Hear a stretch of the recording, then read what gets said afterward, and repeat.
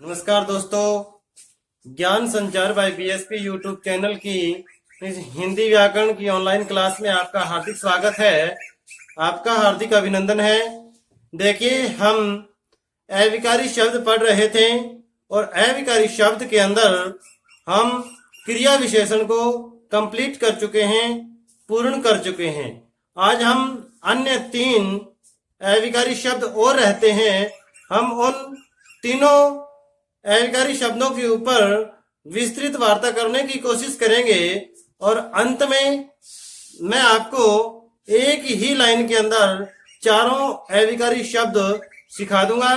देखिए, हमारे 3 अविकारी शब्द और कौन कौन से रहते हैं। हम पढ़ रहे थे अविकारी शब्द, अविकारी शब्द, और अविकारी शब्द के अंदर हम पहला था हमारा क्रिया विशेषण। अविकारी शब्द पहला था क्रिया विशेषण। दूसरा हम पढ़ेंगे संबंध बोधक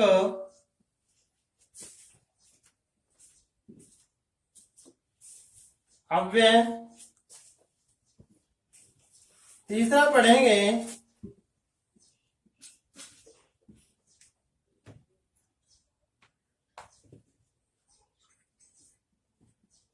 समुच्चय बोधक अव्यय। और चौथा हम पढ़ेंगे विस्मयादि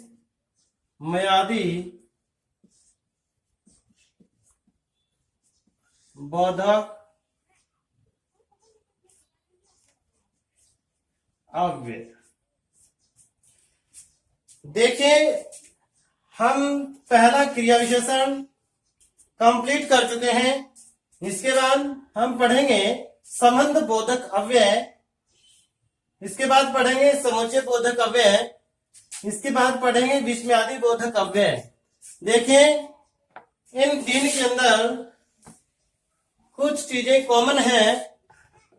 देखिए, यहां भी बोधक है, यहां भी बोधक है और यहां भी बोधक है। और अव्यय अव्यय अव्यय, यानी बोधक और अव्यय दोनों क्या है, सभी में कॉमन है।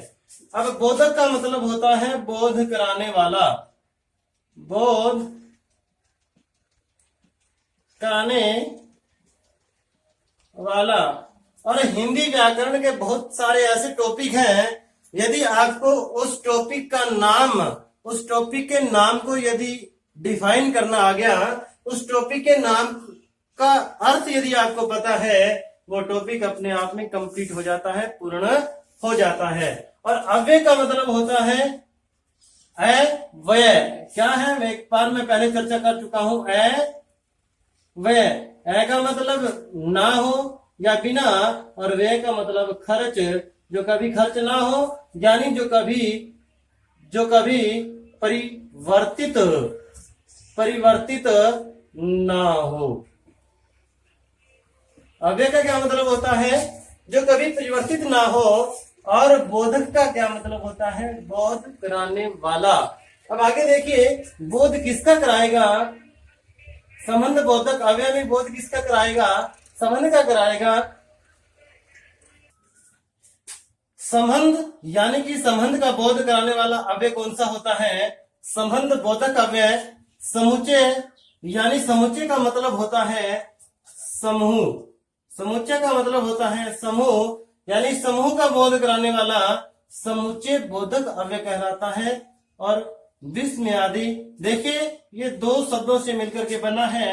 एक है विस्मय प्लस आदि, यानी विस्मय का मतलब होता है अचरज, अचरज या आश्चर्य या हैरानी। यानी अचरज, आश्चर्य या हैरानी आदि का बोध कराने वाला अव्यय कौन सा होता है? विस्मयादि बोधक अव्यय कहलाता है। अब हम देखिए एक एक के ऊपर विस्तृत वार्ता करेंगे।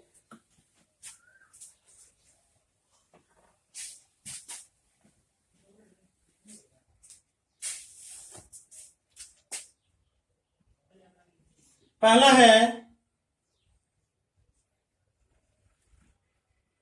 संबंध बोधक अव्यय।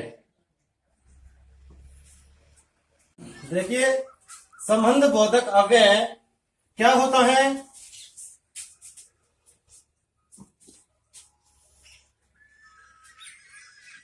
संबंध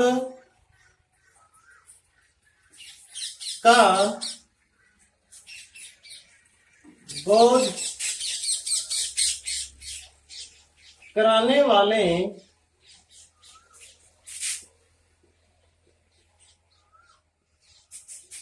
अव्यय पदों को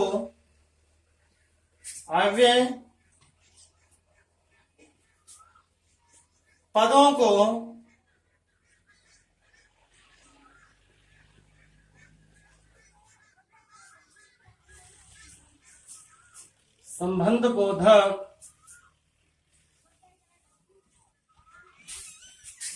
अव्यय कहते हैं।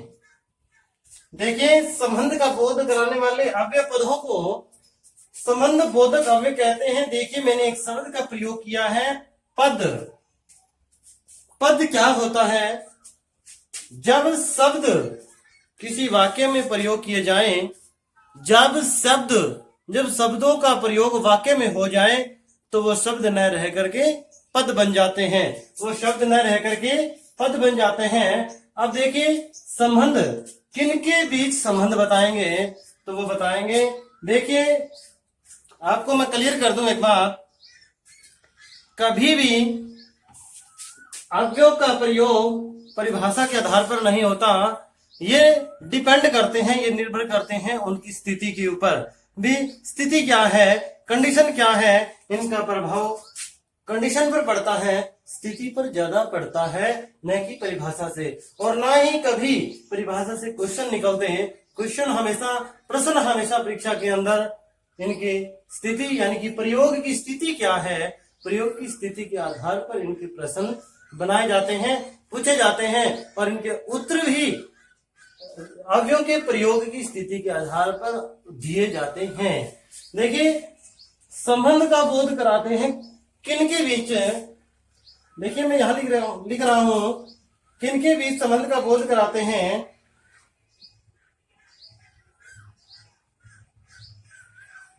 संज्ञा एवं सर्वनाम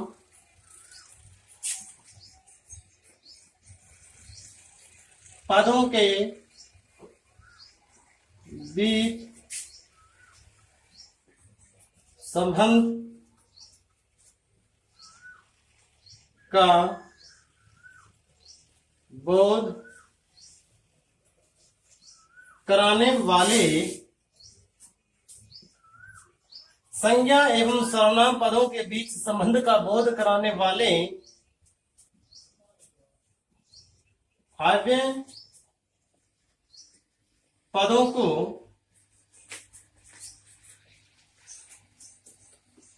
संबंध बोधक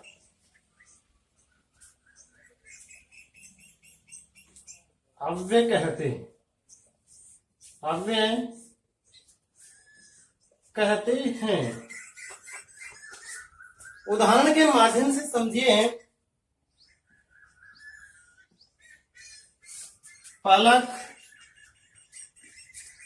और प्रवीण अच्छे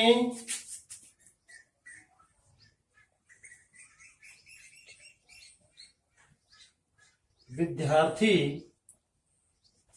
हैं।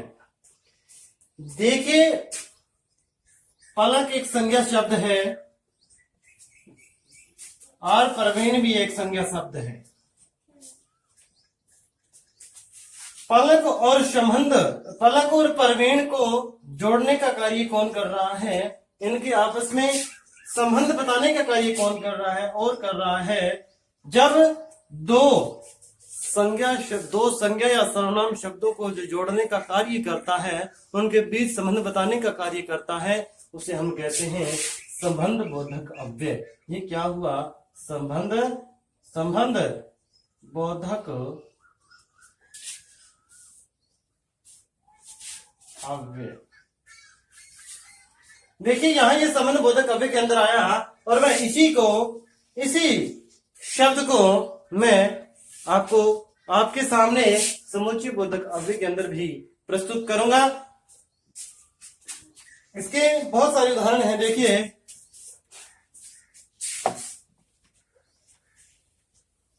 ये कौन कौन से हो सकते हैं?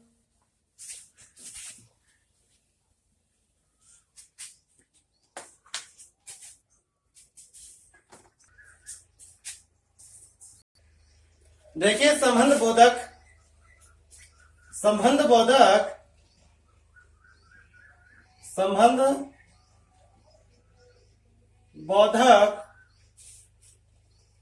अव्यय कौन कौन से होंगे? देखिए मैं आपके सामने लिख दूं। हेतु, लिए, बिना, बगैर, खातिर, पास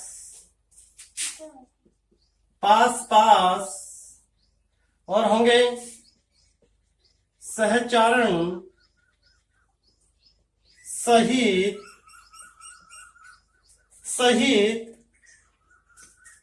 बिन, बदले, इधर, उधर, संग, आगे लगा देता हूं मैं, आदि। देखिए संबंध बोधक अव्यय हेतु के लिए बिना, बगैर, खातिर, पास, सहचारण, सहित, बिन, बदले, इधर, उधर, संग आदि अनेकों शब्द ऐसे हो सकते हैं जो संबंध बोधक अव्यय का बोध कराएंगे। लेकिन और, तथा, अथवा ये भी संबंध बोधक अव्यय के अंदर आ सकते हैं। पहले मैं बता चुका हूं इनका प्रयोग स्थिति के आधार पर किया जाता है, न कि परिभाषा के आधार के ऊपर। हमें कंडीशन को समझने की कोशिश करना है। हमें वाक्य के, हमें संज्ञा सर्वनाम के, हमें किसी क्रिया के, हमें किसी वाक्य की कंडीशन को देखना है कि ये कंडीशन क्या है। उस कंडीशन के आधार पर अव्ययों का प्रयोग किया जाता है। इसके बाद हम पढ़ेंगे ये था हमारा संबंध बोधक अव्यय। देखिए गर्मी का प्रकोप ज्यादा है, दो अविकारी शब्द और रहते हैं। समुच्चय बोधक अव्यय, विस्मयादि बोधक अव्यय, वो हम अगली वीडियो में आपके सामने लेकर के प्रस्तुत होंगे। इस वीडियो के लिए इतना ही। ये वीडियो आपने यहां तक देखी, आपका बहुत बहुत धन्यवाद। ज्ञान संचार बाय बीएसपी यूट्यूब चैनल के ऊपर आप विजिट करते रहें, ज्यादा से ज्यादा वीडियो को शेयर करते रहें, चैनल को भी सब्सक्राइब करते रहें और कमेंट में आप अपना जवाब, अपनी मन की बात अवश्य रखें ताकि हमें पता चलता रहे हमारी वीडियो आपको कैसी लग रही है। आपने ये वीडियो यहां तक देखी, आपका बहुत बहुत धन्यवाद। नमस्कार।